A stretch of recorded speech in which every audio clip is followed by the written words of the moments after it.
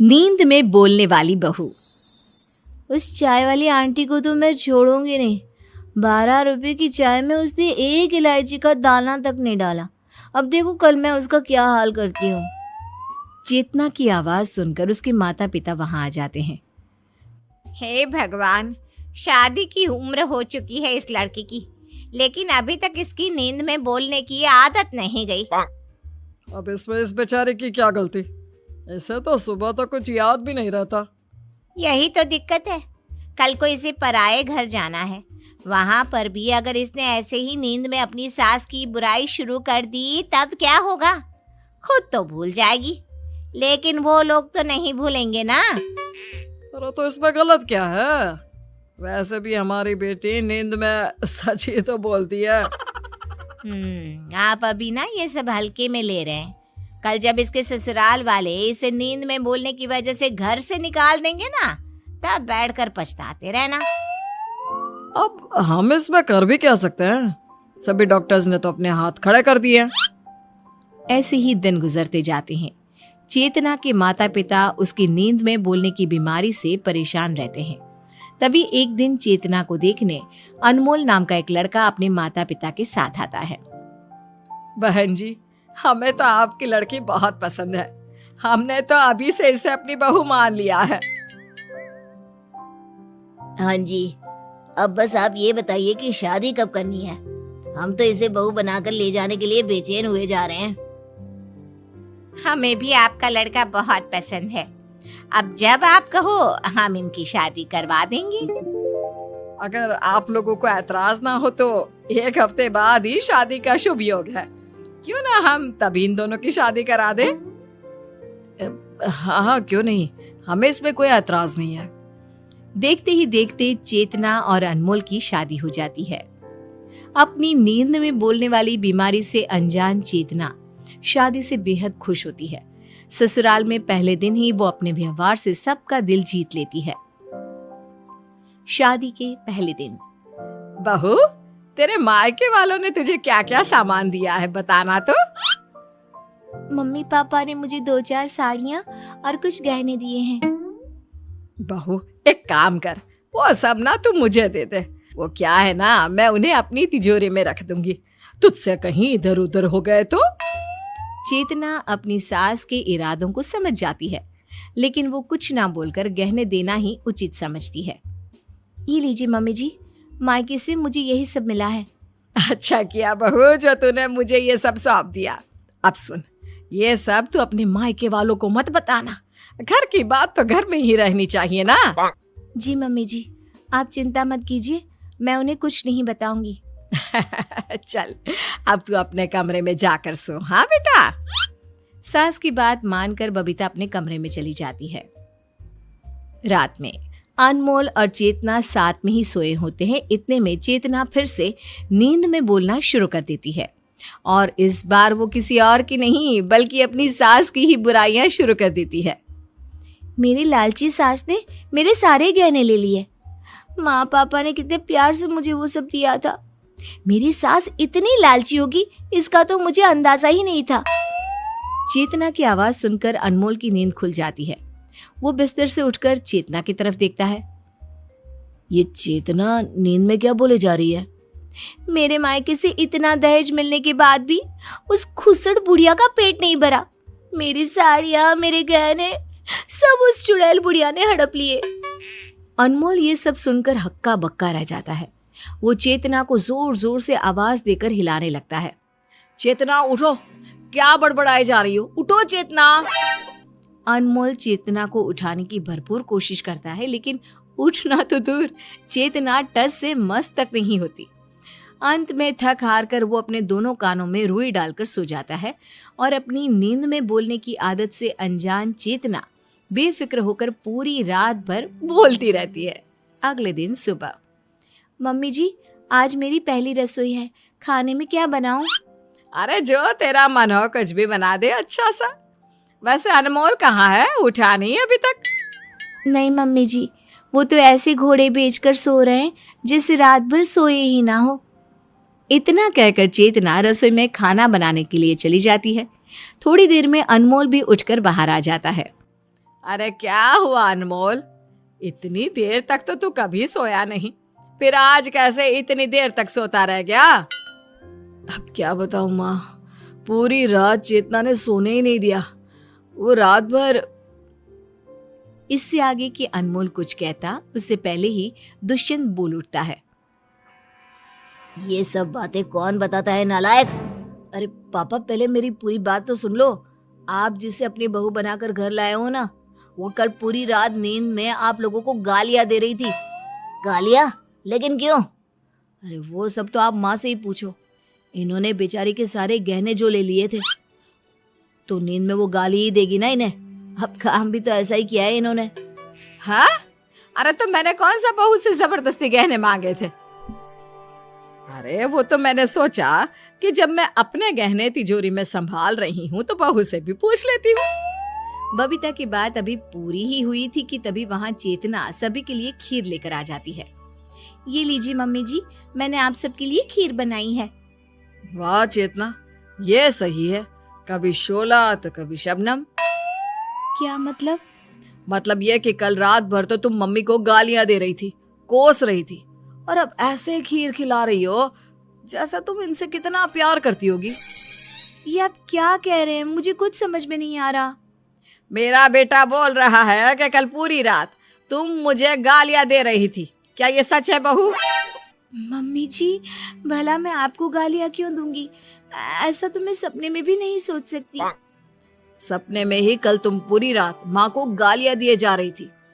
कभी खुसट तो कभी चुड़ैल बुढ़िया बोल रही थी मेरी माँ को। क्या बहू, तुझे मैं चुड़ैल दिखाई देती हूँ? और किस एंगल से मैं तुझे बुढ़िया दिखाई दे रही हूँ, जरा बताना तो। मम्मी जी, मेरा यकीन कीजिए, मुझे कुछ याद नहीं है। इतने में चेतना रोने लग जाती है। चेतना को रोता देख सभी उसे माफ कर देते हैं और हंसी खुशी बैठकर उसके हाथ की खीर खाने लगते हैं। रात में सबके पति देवता होते हैं, लेकिन मेरा पति देवता नहीं, राक्षस है, राक्षस। मन तो करता है उन्हें कच्चा चबा जाऊं। चेतना की खुसुर पुसुर की आवाज सुनकर अनमोल फिर से उठ जाता है और उसकी बातें सुनकर डर से कांपने लगता है। ये चेतना क्या बोल रही है? अभी मुझे एक दिन नहीं हुआ यहाँ आए और उस चिरकुट ने मम्मी जी से मेरी चुगली कर दी। ऐसे पति तो भगवान दुश्मन को भी ना दे जैसा मुझे दिया है। मन तो कर रहा था उनकी खीर में चीनी की जगह जहर मिला दूं। चेतना की बातों से अनमोल के पसीने छूटने लगते हैं। उसे कुछ समझ में नहीं आता कि अब वो क्या करे। वो चुपचाप बिस्तर की दूसरी साइड चद्दर से मुंह ढककर सो जाता है। अगले दिन, बहू, ये अनमोल को आजकल क्या हो गया है? सुबह के 10 बज चुके हैं, लेकिन ये लड़का अभी तक उठा नहीं। जरूर मेरे खिलाफ कोई नई कहानी सोच रहे होंगे। आप उनकी टेंशन छोड़ दीजिए पापा जी, मैं आपके लिए गर्मा गर्म चाय बनाकर लाती हूँ। इतना कहकर चेतना रसोई में जा रही होती है कि तभी वहां अनमोल आ जाता है। चेतना को देखते ही अनमोल थर थर कांपने लगता है। इससे पहले कि चेतना कुछ समझ पाती, अनमोल झट से उससे 2 हाथ की दूरी पर खड़ा हो जाता है। अब इन्हें क्या हो गया? खैर, मुझे क्या। चेतना उसे नजरअंदाज करते हुए रसोई की ओर चली जाती है। क्यों बे नालायक, शादी क्या हो गई? इस घर का नियम भूल गया क्या? 10 बजे सोकर कौन उठता है? आपको बताकर क्या फायदा है, मेरी बात पर तो आपको यकीन होगा नहीं। दुष्यंत कुछ कहता, इससे पहले ही चेतना सबके लिए चाय बनाकर ले आती है। मुझे नहीं पीनी चाय। वैसे तो रोज सुबह उठकर तू चाय मांगा करता था, फिर अब क्या हो गया तुझे? माँ, मुझे इसके हाथ की चाय नहीं पीनी। क्यों? क्या मैंने इसमें आपके लिए जहर मिलाया है? तुम्हारा भरोसा नहीं है? क्या पता जहर ही मिलाया हो मेरी चाय में। अनमोल की बातों से चेतना को फिर बुरा लग जाता है। वो रोते हुए वहां से चली जाती है। ये क्या है अनमोल? चेतना बीवी है तुम्हारी, वो तुम्हें जहर क्यों देगी भला? अरे पापा, कल वो नींद में यही सब बोल रही थी, उसका क्या भरोसा? कल बोल रही थी, आज सच में जहर दे देती तो। अनमोल की बातें सुनकर बबीता आग बबूला हो जाती है और तुरंत चेतना के मायके वालों को फोन लगा देती है। नमस्कार बहन जी। नमस्कार बबीता जी, सब ठीक है ना? अब हम आपको क्या बताएं, जब से आपकी बेटी इस घर में आई है तब से कभी नींद में मुझे चुड़ैल बोलती है तो कभी बुढ़िया, और हद तो तब हो गई जब आज उसने मेरे बेटे को भला बुरा बोला। आपने अपनी बेटी की नींद में बोलने की बीमारी के बारे में हमें पहले क्यों नहीं बताया? देखिए बहन जी, आप उसकी बातों का प्लीज बुरा मत मानिए। वो नादान है और फिर उसे ना अपनी इस आदत के बारे में पता तक नहीं है। दरअसल दिन भर में उसे जिन बातों का बुरा लगता है ना, वो सिर्फ उन्हीं बातों को सपनों में दोहराती है और फिर सुबह तक तो सब भूल भी जाती है। तो आप ये कहना चाहती हैं कि हम उसे खुश नहीं रखते? नहीं नहीं, मेरे कहने का वो मतलब नहीं था। आप बस उसे एक बार समझने की कोशिश कीजिए। वो कभी किसी को पलटकर जवाब नहीं देती ना, इसलिए जब कोई बात उसके दिल में चुभ जाती है तो वो उसे नींद में बड़बड़ाती रहती है। मीनाक्षी की बातें सुनकर बबीता सोच में पड़ जाती है और फोन रख देती है। कुछ समय बाद घर की नई बहू को देखने पास ही रहने वाले पड़ोस के कुछ लोग आते हैं। बबीता, तेरी बहू तो बहुत सुंदर है। कहाँ से मिली तुझे इतनी सुंदर बहू? अब इसे तो तुम लोग मेरी फूटी किस्मत ही समझ लो कि भगवान ने इसे मेरे पल्ले बांध दिया। क्यों बबीता, तू खुश नहीं है क्या अपनी बहू से? अब खुश रहने के अलावा कोई और ऑप्शन भी है क्या? ये तेरे गले में हार तो बड़ा सुंदर लग रहा है। बहू के मायके वालों ने दिया है क्या? अरे नहीं, ये तो मेरा है। बहू अपने मायके से तो बहुत सस्ती चीजें लाई है। मुझे तो उन्हें पहनने में भी शर्म आ रही है और इसके मायके वालों को देने में भी शर्म नहीं आई। बबीता की ये बातें सुनकर चेतना की आंखें भर आती है। होठों को दबाते हुए वो अपने आंसू रोकने की कोशिश करती है और जब उसमें कामयाब नहीं होती तो भागते हुए अपने रूम में चली जाती है और फूट फूट कर रोने लगती है।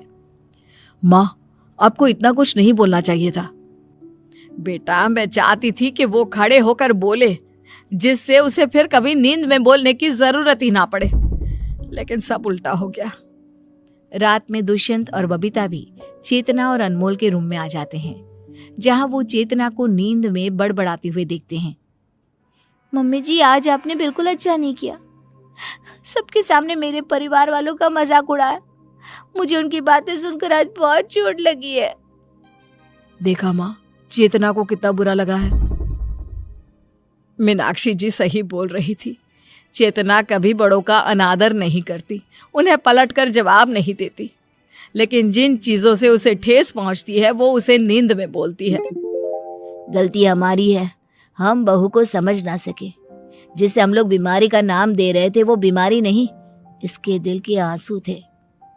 सच में पापा, हमने इसे समझने में बहुत बड़ी गलती कर दी।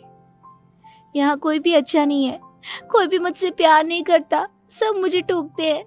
अनमोल जी भी मुझसे दूर भागते हैं। आप कहाँ हो मॉम डैड? मुझे यहाँ से ले जाइए, मुझे नहीं रहना यहाँ। चेतना के दर्द भरी बातें सुनकर सभी की आंखों में आंसू आ जाते हैं। मेरी बहू जैसी भी है, मुझे स्वीकार है। मुझे भी मम्मी। इसने सारा दर्द अपने सीने में छुपा कर रखा, लेकिन किसी से एक शब्द नहीं कहा। इससे अच्छी पत्नी मुझे कोई और मिल ही नहीं सकती। चलो, बहुत रात हो गई है, अब तुम लोग भी सो जाओ और बहू को भी सोने दो। अगले दिन सुबह जब चेतना उठती है तो सब लोग उससे बेहद प्यार से बात करते हैं, उसे अपनापन महसूस कराते हैं और अब तो उसका पति भी उससे दूर नहीं भागता। एक रात में अचानक सबका बदला व्यवहार चेतना को बेहद पसंद आता है। अब वो हंसी खुशी सबके साथ रहती है।